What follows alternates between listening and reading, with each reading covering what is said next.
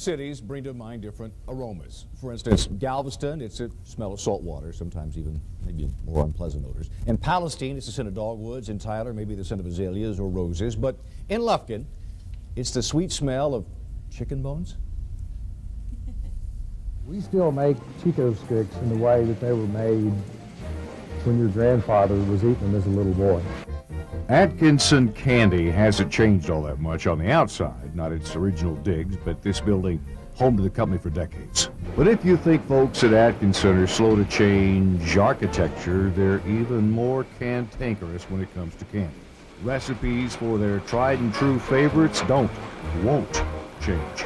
That's one thing that's never changed. I mean, not 1% on any one of the raw materials. And the reason we do that is because that is what a Chicostick should taste like. A third-generation candy maker and father of the fourth generation already working here, Eric Atkinson showed us how the family's company icon, the Chicostick, makes it from mixing bowl to market.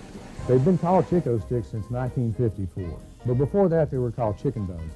We still make them the same way when they were, as we did when they were called chicken bones. Hot, sticky sweetness poured out of cookers onto tables. Then metal arms pull and cool the mix. Then onto tables, more cooling, stretching, forming, all by hand.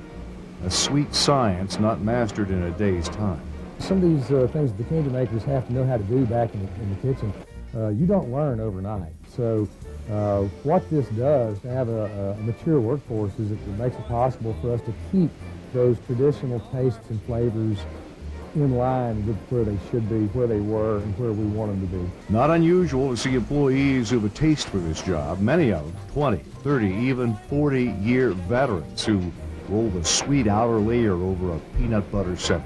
Then onto another machine that further marries flavors, and to stick, then maybe nugget form. Atkinson started back in 1932.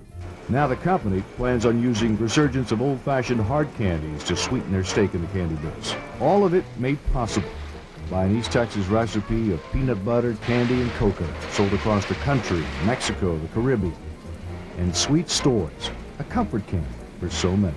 You could be 65 and you could have a story about when you first ate a Chicostick when you were 5 years old, and you remember it and you impart that story like it was yesterday.